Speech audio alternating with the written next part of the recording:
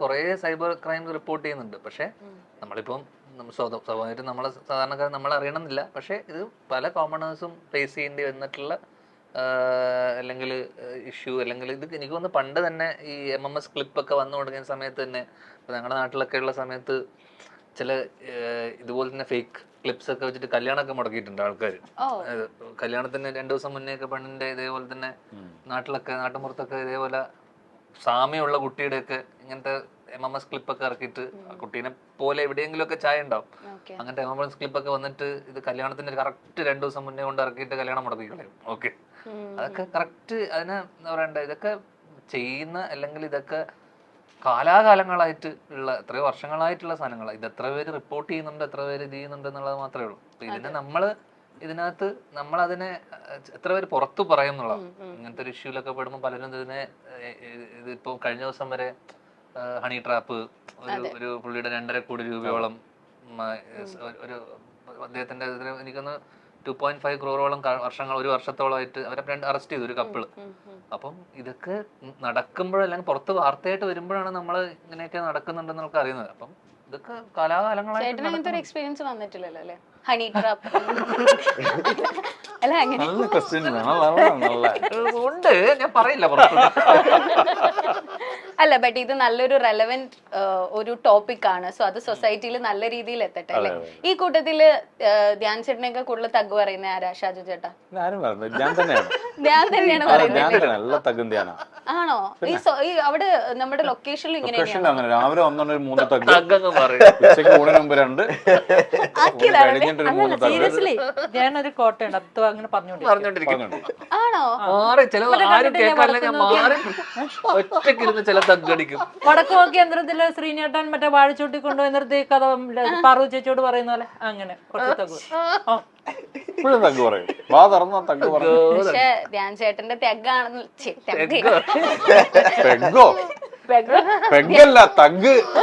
ധ്യാൻ ചേട്ടന്റെ തഗ്ഗാണ് മെയിൻ അല്ലേ? ധ്യാൻ ചേട്ടൻ എന്തൊരു ഫാൻസാ ഉള്ളത്. ഇന്റർവ്യൂ തന്നെ കാണാൻ എത്ര പേരാ ഉള്ളത് അല്ലേ? അപ്പം ഇതുപോലെ ഇന്റർവ്യൂല് ഇങ്ങനെ കാണിക്കാം. ഇപ്പൊ കോമ്പോസ് കുറെ പേരുണ്ടല്ലോ. ധ്യാൻ ചേട്ടന്റെ കൂടെ ഒരുപാട് കോമ്പോസ് ഉണ്ട്, ഇന്റർവ്യൂ കോമ്പോസ് ഉണ്ട്. അതുപോലെ ഇപ്പൊ ഷാലും ധ്യാൻ ചേട്ടനായിട്ട് കുറെ മൂവീസ് ഇപ്പൊ ചെയ്തിട്ടുണ്ട് അല്ലേ? 2 മൂവീസ് ചെയ്തിട്ടുണ്ട്. അപ്പം ബേസിൽ ധ്യാൻ, മണിക്കുട്ടൻ. ബേസിൽ ധ്യാൻ എന്ന് പറഞ്ഞപ്പോ ബേസിലേട്ടൻ ഏറിപ്പോയത് അറിഞ്ഞായിരുന്നോ? ഈ കഴിഞ്ഞ ദിവസം വിളിച്ചോ? എന്നിട്ട് അല്ല, അവനത് വേണം. സംഭവം നടന്നു പോയ ആളാ ഇവനെ മനസ്സിലായിട്ടില്ല. എനിക്കൊന്നും ഇവനെ അറിയേയില്ല എന്നാ പുള്ളിക്ക്. ടോവിനോട് കമന്റ് കണ്ടായിരുന്നു. ടോവി എന്തോ ഇട്ടായിരുന്നു അതിൽ, അത് ഭയങ്കര വൈറലായിരുന്നു. കാരണം അത് എന്തുകൊണ്ട് ഇട്ടേന്നറിയോ? അതറിഞ്ഞിട്ടില്ല. ഇത് ആക്ച്വലി എയറിലാവാൻ കാരണം ബേസിലും ടോവിനോ 2 പേരും കൂടി ഒന്ന് പൂജയ്ക്ക് പോയപ്പോ ഇങ്ങനെ തൊഴുകാൻ വേണ്ടി നിന്നപ്പോ ടോവിനോ അത് ചെയ്തപ്പോഴേക്കും അവരത് മാറിപ്പോയി. അപ്പൊ ടോവിനോ ചമ്മിപ്പോയി. അത് തന്നെയാണ് ഇപ്പൊ തിരിച്ച് ബേസിൽ വന്നത്. അതുകൊണ്ടാണ് അപ്പൊ ബേസിൽ നൈസായിട്ട് ഫുട്ബോളുകാരനോട് പറഞ്ഞിരുന്നു അവനെ മൈൻഡ് ചെയ്യണ്ടല്ലേ. നോട്ടം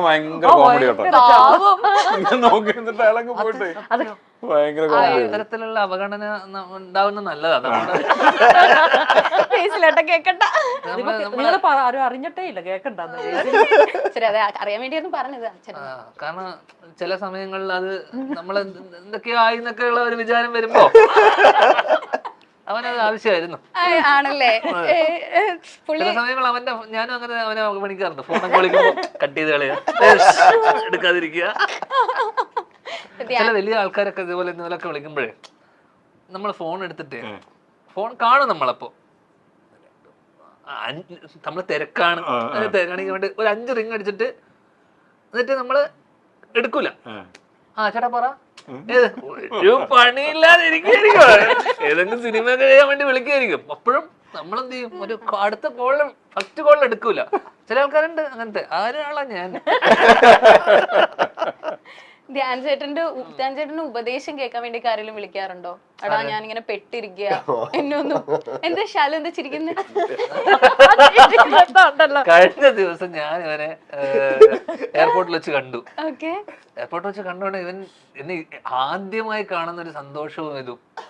അപ്പൊ ഞാൻ തിരിഞ്ഞു പെട്ടെന്ന് ഞാൻ ഇവനെ കണ്ടപ്പോ നീ എന്താ എന്നെ ഇങ്ങനെ ആദ്യമായിട്ട് കാണുന്ന രീതിയിലുള്ള സന്തോഷം. അപ്പൊ അവനോട് പറയാ ഞാൻ ചേട്ടനെ പറ്റി ഇപ്പൊ ആലോചിച്ച് ചേട്ടനെ ഇതാക്കാൻ വേണ്ടി. അപ്പൊ ഇവനെന്നെ ഉപദേശം അന്വേഷിച്ചിട്ട് വിളിക്കാതിരുന്നത്ര. അപ്പൊ ഞാനതാ ഞാൻ ആക്ച്വലി കണ്ടിട്ടില്ല കോളേജിന്റെ സമയത്ത്. പക്ഷെ ഇതുപോലെ ഉപദേശം തേടി വന്നു. എന്ത് ഉപദേശാന്നും കൂടെ ചോദിക്കട്ടോ. എന്താ ഉപദേശം? അല്ല എന്താന്ന് അറിയണം ഞാൻ. ഇല്ല ഉപദേശമൊന്നുമില്ല. ഇങ്ങനെ വിഷമിച്ചിരിക്കുമ്പോഴത്തേക്ക് ധ്യാൻ ചേട്ടനെ ഒന്ന് വിളിച്ചു കഴിഞ്ഞാല് എന്തെങ്കിലും കിട്ടുമെന്ന് വിചാരിക്കും. അറിയാറ് നമുക്കൂടെ ഇടയ്ക്ക് വിളിക്കാം. സിനിമകൾ ഒരു വിഷമഘട്ടത്തിൽ വന്നപ്പോ ഞാൻ സമാധാനിപ്പിച്ചിട്ടില്ലേ? ഞാൻ ലേഡീസിലാണ് കൂടുതൽ. ഇവ വിളിച്ചപ്പോ എടുത്തില്ല. പക്ഷെ അങ്ങനെ ഒരാളുള്ളത് നല്ലതല്ല. നമുക്കൊരു പ്രശ്നം വന്ന തമാശക്കാണെങ്കിലും ഒരാളിങ്ങനെ വിളിച്ച് സമാധാനം പറയുമ്പോ ഒരു സന്തോഷമല്ലേ? അത് ഒരു കാലയളവ് മൊത്തം ചെയ്തിരുന്ന ആളാണ് ഞാൻ. എന്നൊക്കെ കോളേജിലൊക്കെ പഠിക്കുമ്പോ എന്ന് വെച്ച് കഴിഞ്ഞാൽ ഇപ്പം എനിക്ക് ആ സമയത്ത് പ്രണയം എന്തൊക്കെ ഉണ്ട്. ഈ പ്രണയബന്ധം ഉള്ളതുകൊണ്ട് സമയത്ത് തന്നെ ഇപ്പം ഞാൻ സ്നേഹിച്ചുകൊണ്ടിരുന്ന കുട്ടിയുടെ കൂട്ടുകാരികളൊക്കെ ഉണ്ടല്ലോ, അവർക്കൊക്കെ പല പല ഘട്ടങ്ങൾ വരുന്ന സമയത്ത് എന്നുവെച്ചാൽ അവരെന്തെങ്കിലും ബ്രേക്കപ്പോ അല്ലെങ്കിൽ പ്രശ്നങ്ങളോ എന്തെങ്കിലും ഇഷ്യൂ ഒക്കെ വരുന്ന സമയത്ത് ഞാൻ വെറുതെ സുഖമല്ലടി പറഞ്ഞിട്ട് മെസ്സേജ് അയക്കും. എന്ത് സുഖം? അറിഞ്ഞിട്ടാ വിളിക്കണേ, അറിഞ്ഞിട്ടാ മെസ്സേജ് അയക്കണേ. എന്ത് പറ്റി? അല്ല ഒന്നും പറയണ്ടടാ, ഞാൻ വിളിക്കാം വിളിച്ചിട്ട് അവരൊരു സമാധാനിപ്പിക്കുമ്പോഴില്ല നമുക്കൊരു ആശ്വാസം, നമുക്കൊരു സമാധാനം കിട്ടും. ചില രീതിയിൽ കണ്ടിട്ടുണ്ടോ? അങ്ങനെ കണ്ടിട്ടില്ല, ഞാൻ ആലോചിച്ചിട്ടില്ലേ? വെറുതെ ഒരാളെ മോട്ടിവേറ്റ് ചെയ്ത് വിടുക. ഇപ്പൊ ഞാൻ ചെയ്യാറില്ല. ഇപ്പൊ ഇതേപോലെ ആന്റിമാരൊക്കെ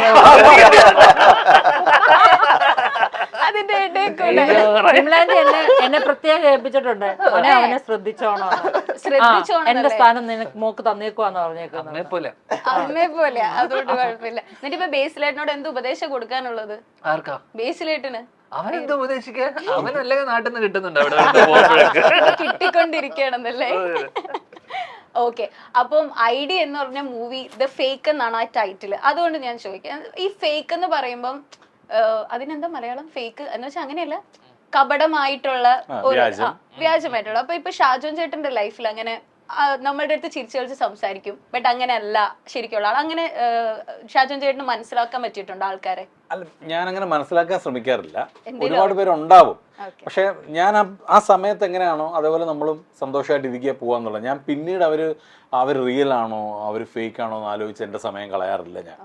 പിന്നെ മനസ്സിലായില്ല. പിന്നെ ഞാൻ അങ്ങനെ ഒരുപാട് ആരുടെയും ലൈഫിലോട്ട് അങ്ങനെ ഒരുപാട് കടന്നു ചെല്ലുന്ന ഒരാളല്ല. എൻ്റെ ലൈഫിലോട്ടും അങ്ങനെ ആരും വരാറില്ല. അപ്പൊ അതുകൊണ്ട് തന്നെ നമ്മൾ ഉള്ള സമയത്ത് നമ്മൾ ഹാപ്പി ആയിട്ട് ഇരിക്കുക അതാ നല്ലത്, പ്രത്യേകിച്ച് തീർച്ചയായും. പിന്നെ നമ്മൾ ഇപ്പോഴത്തെ ഒരു കാലഘട്ടത്തിലൊക്കെ അങ്ങനെ റിയൽ ആയിട്ടുള്ളവരെ കാണുക എന്ന് പറയുന്നത് വളരെ റെയറാണ്.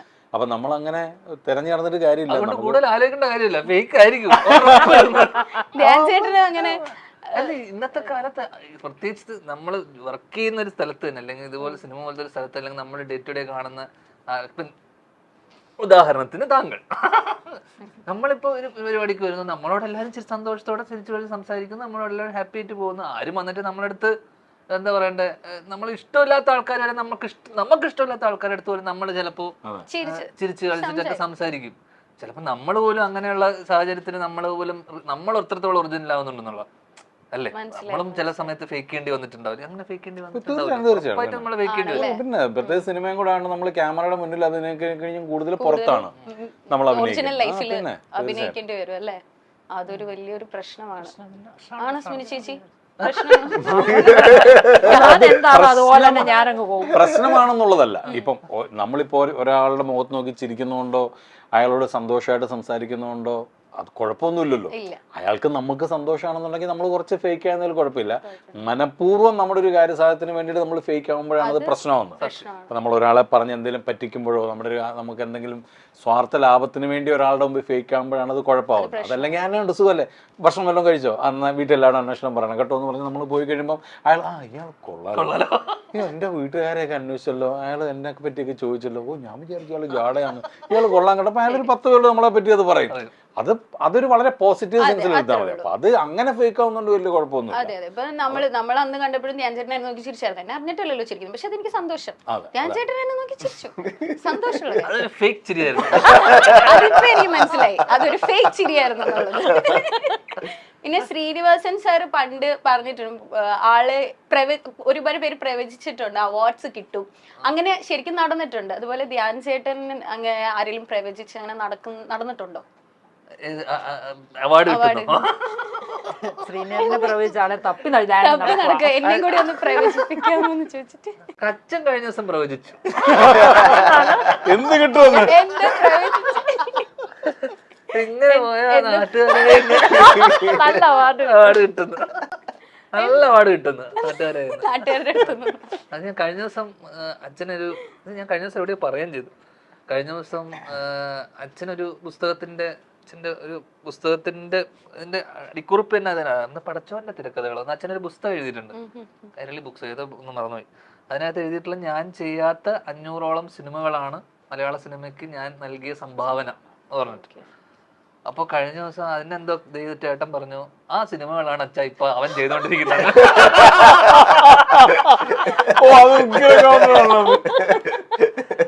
അങ്ങനെ ഡയലോഗില്ലേ, അച്ഛന്റെ മറ്റേ 6 വർഷം അച്ഛന് വേണ്ടി ത്യാഗം ചെയ്ത മകനാണ് ഞാൻ. പക്ഷെ എനിക്ക് വിനീതേട്ടന് ഭയങ്കര ഇഷ്ടാട്ടോ. വിനീതേട്ടനെ പറയണേ. ഇഷ്ടമല്ല. ധ്യാൻ ചേട്ടനെ എനിക്ക് ഭയങ്കര ഇഷ്ടമാണ്.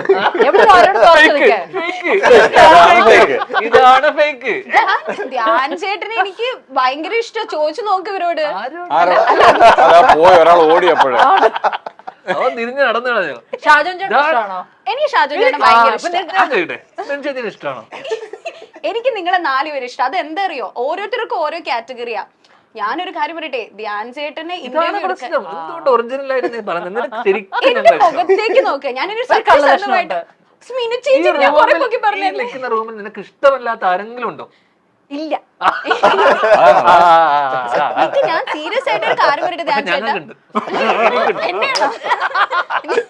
ധ്യാൻ ചേട്ടൻ പക്ഷെ ഞാൻ സീരിയസ് ആയിട്ട് ഒരു കാര്യം പറയട്ടെ, ഞാൻ വർക്ക് ചെയ്യുന്ന കമ്പനിയിലെ മെയിൻ ലീഡർ എന്ന് വെച്ചാൽ എന്റെ മുതലാളിയുടെ മുതലാളി, ഐ മീൻ മാനേജറിന്റെ മാനേജർ എന്റെ അടുത്ത് പറഞ്ഞു, വിളിച്ച ഇന്റർവ്യൂ തുടങ്ങിയല്ലേ ഉള്ളൂ, ധ്യാനിന് ഇന്റർവ്യൂ എടുക്കൂന്ന്. അത്രയും വലിയ പൊസിഷനിൽ ഇരിക്കുന്ന ആള് വരെ ധ്യാൻ ചേട്ടനെ ഇഷ്ടപ്പെടുന്നുണ്ട്. അത് ശരിയാന്നല്ലേ? സംഭാവന കിട്ടാനാ, സ്നേഹം കൊണ്ടല്ല. ഞാനും ആ ചാനൽ. പക്ഷെ എനിക്ക് ഭയങ്കര ഇഷ്ടം. എനിക്ക് ഷാജോൻ ചേട്ടൻ, ഞാൻ ഷാജോൻ ചേട്ടൻ അടുത്ത് അങ്ങോട്ട് വന്ന് സംസാരിച്ചില്ലേ, സുഖാണെന്നൊക്കെ ചോദിച്ചില്ലേ, കണ്ടോ? ഇല്ല. അപ്പൊ നമ്മള് ദ ഫേക്ക് എന്ന് പറഞ്ഞ മൂവി ഞാൻ അരുൺ ചേട്ടനായിട്ട് സംസാരിച്ചായിരുന്നു. ഞാൻ അതിലെ ഡയറക്ടർ പറഞ്ഞത്, ധ്യാൻ ചേട്ടൻ ചെയ്തിട്ടുള്ള മൂവീസിനേക്കാളും ഒരുപാട് വ്യത്യസ്തമായിട്ടുള്ള ഒരു മൂവി ആയിരിക്കും ഇത്. കരിയറിൽ തന്നെ ഒരു ചേഞ്ച് തന്നെ ആരിലേക്ക് ആ ഒരു ക്യാരക്ടർ അല്ലേ? അവന്റെ കരിയറിലോ? അല്ല, ധ്യാൻ ചേട്ടന്റെ. ഐ മീൻ ധ്യാൻ ചേട്ടൻ ഒരു പ്രത്യേക ഒരു റോളാണ് ചെയ്തിരിക്കുന്നത്. അതുപോലത്തെ ഒരു റോൾ ഇതിനു മുമ്പ് ചെയ്തിട്ടില്ല, അങ്ങനെയാണ് പറഞ്ഞത് അല്ലേ? അങ്ങനെ അവൻ പറഞ്ഞിട്ടുണ്ടെങ്കിൽ എന്തെങ്കിലുമൊക്കെ കാണുമായിരിക്കും. ഇല്ല, പടം ഞാൻ കണ്ടായിരുന്നു ചേട്ടാ. ചേട്ടൻ ഡിഫറെന്റ് ക്യാരക്ടർ ചെയ്തേക്കുന്നത്.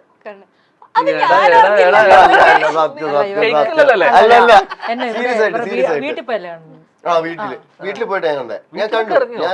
അല്ലല്ല, ഞാൻ അരുൺ ചേട്ടന്റെ അടുത്ത് പോയി കണ്ടപ്പോഴത്തേക്ക് ചേട്ടന്റെ ഡിഫറെന്റ് ക്യാരക്ടറാണ്. Trust me. സുരേഷ് എന്നോട് പറഞ്ഞു, ചേച്ചി പ്രിയമ്പ നല്ല ധ്യാനോട്ടന്റെ ഡിഫറെന്റ്